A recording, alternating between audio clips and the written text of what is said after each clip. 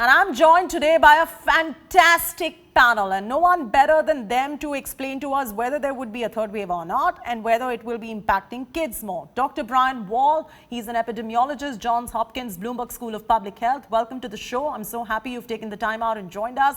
Dr. Eric Ding, epidemiologist and health economist, health policy and social justice, senior fellow FAS, former 16 years at Harvard, Johns Hopkins and a Harvard EPI alumni. Thank you very much, Dr. Eric, for coming on the show today. And of course, Dr. Kiran Sethi, she's a mother and also a Columbia University qualified doctor, specifically a dermatologist, joining us in the capacity of a mother and doctor voicing her concerns. Let's begin this broadcast with, of course, Dr. Brian, who's joining us right now. Dr. Brian, the biggest question is in kids, and let's get you. The first question that we have on our minds right now, is there going to be a third wave, and is this wave going to be impacting children? What's your sense?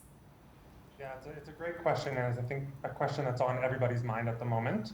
I do want to remind us that we are still in the midst of a second wave, and the second wave, there's a long way down from the very high peak of 400,000 cases confirmed daily at the peak some week and a half ago. In terms of a third wave, of course, this will depend on what the remaining susceptible population is in India. We need another nationally representative serosurvey to tell what proportion of the population remains susceptible and where those susceptible populations reside within India.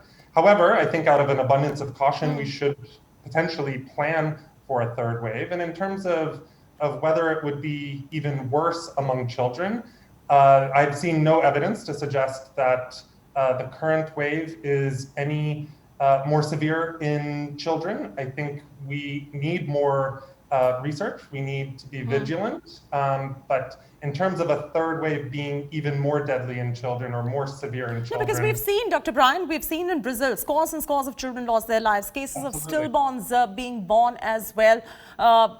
There were mothers being separated from their COVID positive kids. It's a matter of worry. Absolutely, and I completely understand the worry, and it's a tragedy to see so many people and so many children dying of COVID. When we have so many cases of confirmed COVID disease in the population overall, naturally, we're going to see a tremendous number in children as well, compared to previous waves where we didn't have as many cases. And so it's troubling, it's heartbreaking to see so many children dying of COVID. But in terms of the risk of children once they've contracted COVID, I've seen no conclusive evidence to suggest that children are at increased risk of COVID, severe COVID, relative to the previous wave in India.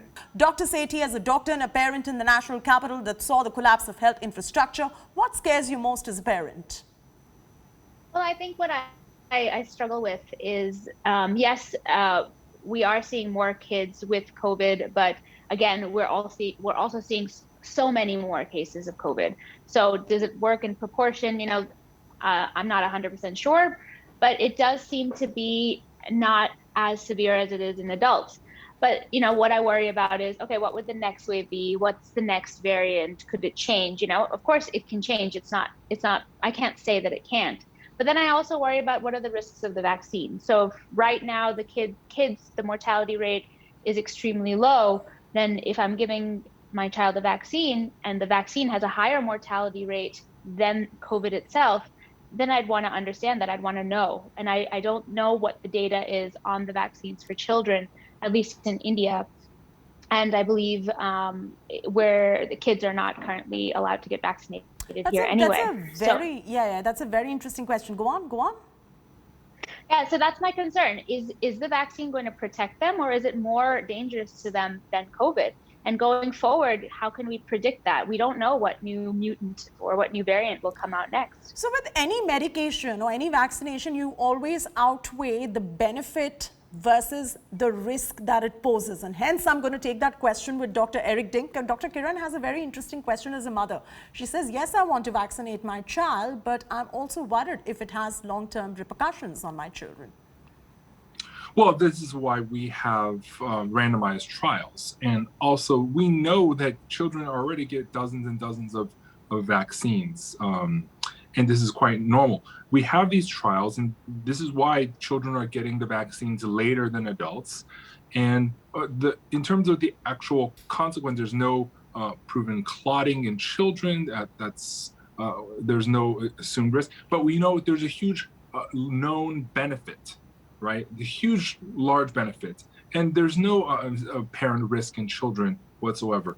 But the benefit is large enough that it not only potentially saved their life from COVID, but dying is just the tip of the iceberg. There's also long COVID.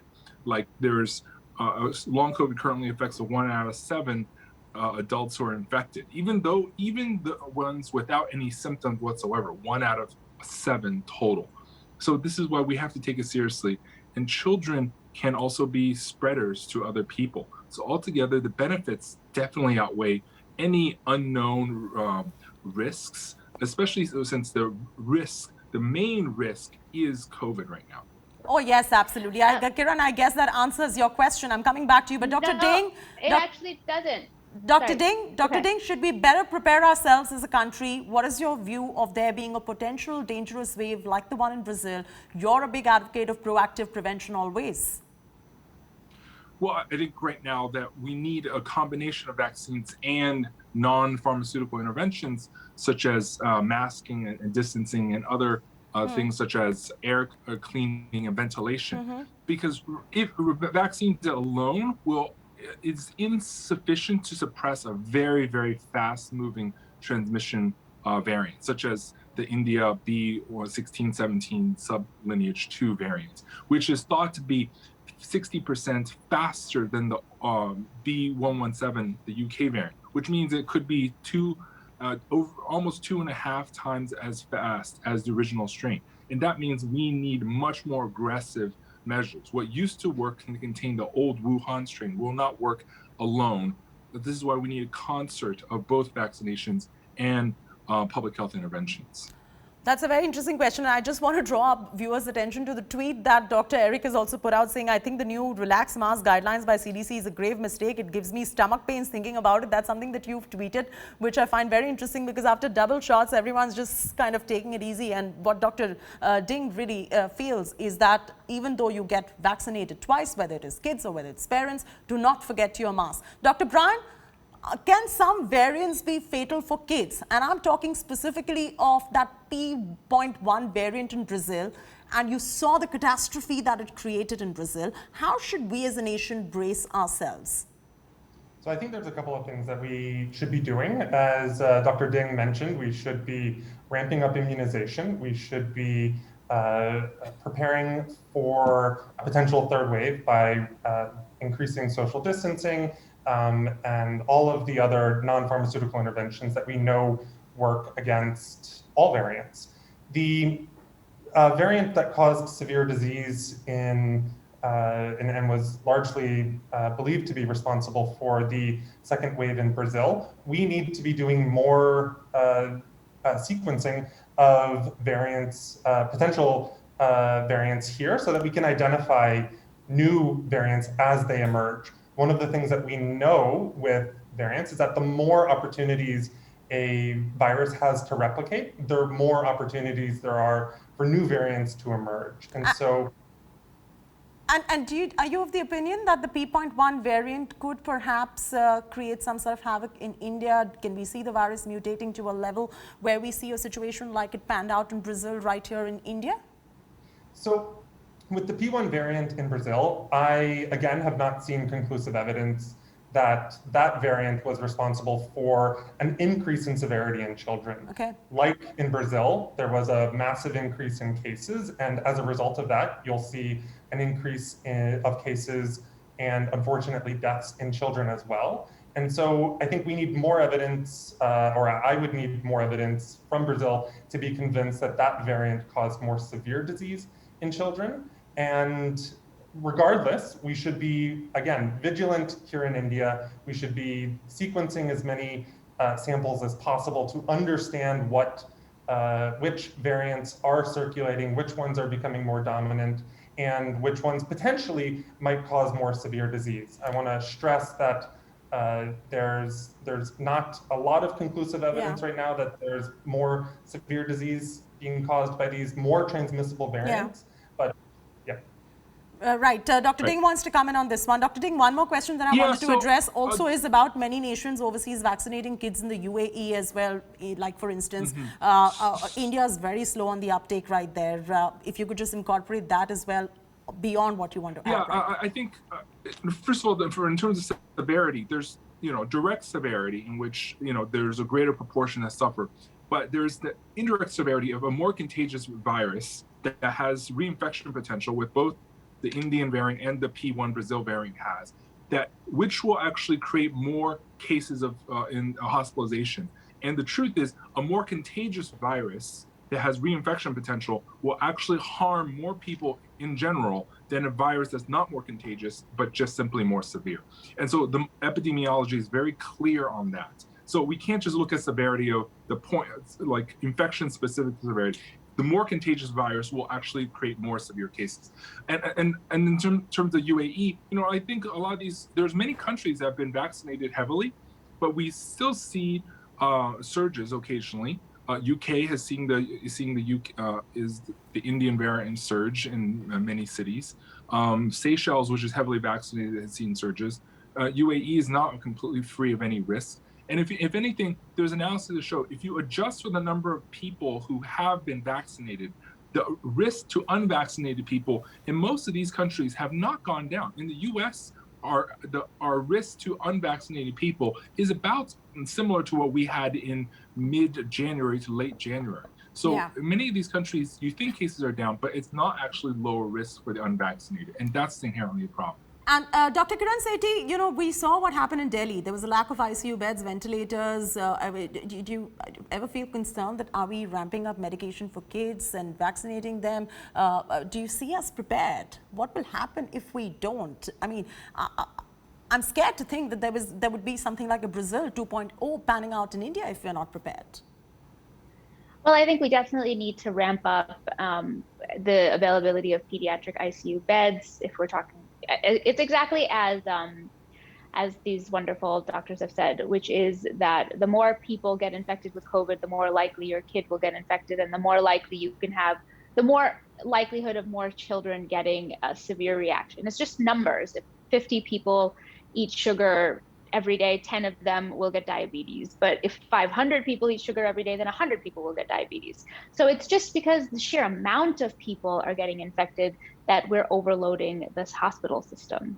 So if adults aren't getting ICU beds, pediatric ICUs are anyway already limited. So we definitely do need to increase the availability of that. And the reason I asked this question also, Dr. Eric, is the multi-system inflammatory disorder that is linked to children with COVID, and cases of these have been reported world over. If you could explain that to our viewers and what it entails. Right. So the inflammatory syndrome, we think it's related to COVID in children. It's very similar to Kawasaki disease, and we've seen it in almost every country that has had COVID hotspot outbreaks. And this one in children, they've also seen it that it's on the rise in India, but also in Singapore. And Singapore also has the B16-17-2 outbreaks, albeit smaller, but they're also seeing that the infection is somewhat higher in Singapore too. And so wherever this goes, this type of multisystem inflammatory Kawasaki illness-like disease follows in children. So we think it's definitely related to COVID in children. And this is why we definitely need more studies in children about these, and take the precautionary principle. Honestly, take the precautionary principle, and that children can be infected, they're not immune, and there are long COVID implications. So we have to assume that this will be with us for a long time. Go ahead, Kiran. But does the vaccine protect against those long-term effects? Like you said, long COVID, has it been shown that the vaccine protects against long COVID in children? Do we have studies that long? So there are studies that show that vaccines ameliorate long COVID. And also, of course, by preventing severe disease, it would presumably prevent long COVID. That said, they are still doing more studies on long COVID. and vaccines. But the NIH does really think that there is a link in which vaccines improve long COVID conditions and, of course, prevent it. And that's why there's large studies going on in the US on this specific topic. And Kiran, that is very reassuring to hear as a mother, I'm sure. Dr. Wall, how bad do you foresee the third wave to be if there is one? And I want to also focus on another offshoot, obesity, a great driver of lethality, perhaps than age itself. What are the modifiable risk factors that parents today can address in India? So in terms of a third wave, I think there's a lot of questions. As I mentioned earlier, we need to better understand what the susceptible population is. It also depends on how we respond here in India. So if we are able to drastically drive up immunization, of course we will reduce the susceptible population substantially. In addition, if we continue to wear masks and have a large proportion of the population wearing masks and taking other necessary precautions, we could potentially avert the worst of a third wave if a third wave were to come. So again, we need more studies to understand where, how much and where these susceptible populations are, but the necessary precautions, wearing masks, driving up immunization, those are the most important things, and we should be working toward doing that. Dr. Ding, is the lack of timely medical assistance adding to the problems of India? And you're somebody who's been observing India, and hence strengthening the health infrastructure perhaps the only way out at the moment in India? Because it is not just COVID, it is also the lack of timely help, which is adding to the complications, which perhaps is resulting in more fatalities than envisioned, and hence that the same could apply to children. Yeah, and I think the lack of sufficient medical facilities is a challenge facing India and many other countries, as you know. And what the WHO assumes is the infection fatality ratio of 0.6 in general worldwide. It's not 0.6 anymore when you run out of oxygen. It is not 0.6 anymore when you have insufficient masks. It's not 0.6 anymore when you don't have enough medications and all these other things that come critical with the healthcare system. And that's why we're seeing so many deaths. It's not just the number of people infected, not just a more contagious variant that infects and sickens more, but also that the lack of health infrastructure will actually sicken more people. And that's inherently the greatest, saddest thing, because those things are preventable with public health measures. And so I really pray that India gets its healthcare infrastructure improved, but also that we have more sanitation, better nutrition, because nutrition definitely improves immunity. And I think things like that, oftentimes countries like India, there is malnutrition in many children. So this is why we should improve public health in general, not just focused on one single epidemic right now and then hope it goes away without solving the greater public health. And these are, like you said, the modifiable aspects that India can really work on, and each and every one can do this starting at home. Dr. Kiran, there is a COVID ICU. If at all a kid will require a parent to be present. And as a concerned mother, how do you feel about it? Since, do you feel that most of the parents have been vaccinated on priority, or the government should focus on this? Because God forbid you have those kids in the ICUs. The kids cannot be left alone. Well, I mean, I'm sure any parent will do the best they can to be near their child if their child is sick, right? That's just the parent imperative. Absolutely. I mean, the more we vaccinate, the safer the adults are, the more we can protect our children. 100%, right? Any parent would want to protect their child no matter what it takes. I can't imagine another parent saying otherwise. Yeah. And Dr. Brian, for the benefit of our viewers, if you could just walk our viewers through the most common symptoms seen of A, mild COVID, B, moderate COVID, and C, acute COVID in children, so that parents can really watch out for these systems. And like Dr. Ding said, timely help is the key at the moment. Your mic is mute. Yes. Absolutely. So, you're back. Thank you.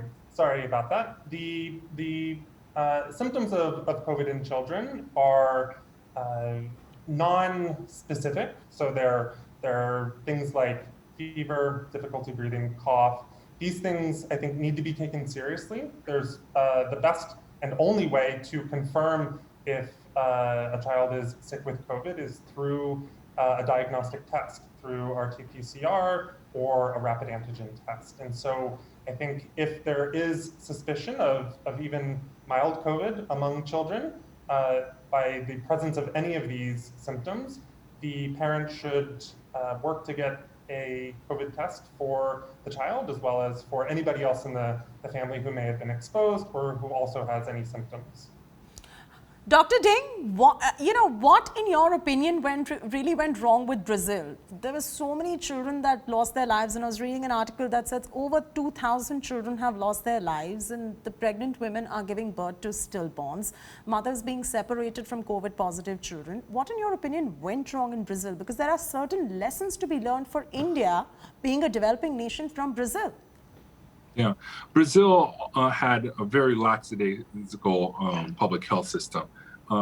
Its President Bolsonaro really downplayed vaccines. They didn't order enough. They peddled, chloroquine and other unproven drugs, and they still had mass gatherings and masks. Its president was very resistant to masks for the longest time, saying that you don't need it. And altogether, I think Brazil had a horrible, response. But I do agree that P1 is very transmissible. It's 2 times transmissible. So it's tied approximately with, it might be just a little bit slower, but tied approximately with the India B1617-2 variant. And it also has a very high reinfection. So if you were previously infected, you may not be fully protected, according to some of the science papers on the P1 variant. So I think it was a combination of a very bad variant, as well as very poor national response. And that's why in young people 20 to 29, you actually see CFR's case fatality ratio is spike 3-fold between January and March. And that's just the combination of the new strain as well as that's a script that can easily play out in India, Dr. Ding, given the fact that you said it's a very bad variant, and who knows how the virus mutates, and the cavalier response of the governments across the board, how Brazil went wrong can go wrong in India too. Well, India also had a similar overconfidence issue in January, February, as you well know. And, there's too many mass gatherings. So I see lots of similarities there. And I think the variant is very transmissible. My worry is when some of these variants crisscross around the world and they're co-located, which India variant is now found in Brazil as well, that they recombine within a co-infected person. And recombination is another way for the virus to mutate. Besides the virus wandering by itself, how to become more virulent or contagious, a recombination would allow potentially a worst of both worlds of this variant strain to potentially emerge. And that's why we have to end these transmission and warm bodies for the virus to practice itself and end these recombinations potentially. And vaccine is the answer, like you already said. And yes. Dr. Wall, on a winding note, your tips for parents who are tuned into this broadcast very quickly. Absolutely. I think parents of children should remain vigilant.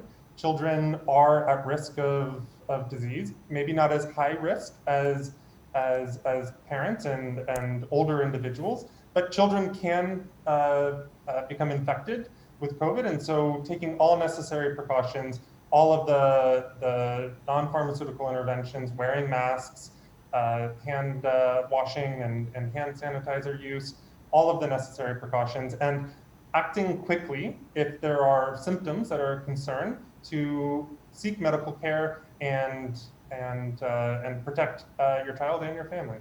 All right, thank you so much, Dr. Eric Ding, Dr. Brian Wall, Dr. Kiran Sethi, all of you for taking the time out and joining us on this rather very informative broadcast. I know, Dr. Ding, you've been keeping up all night just to be on this broadcast. Special thanks going out to you, and Dr. Wall, of course, for taking that time out from your busy schedule and joining us. With that, of course, it's a wrap from me, Chethi Narula. Lots more coming up on the other side. Stay with us on India Today.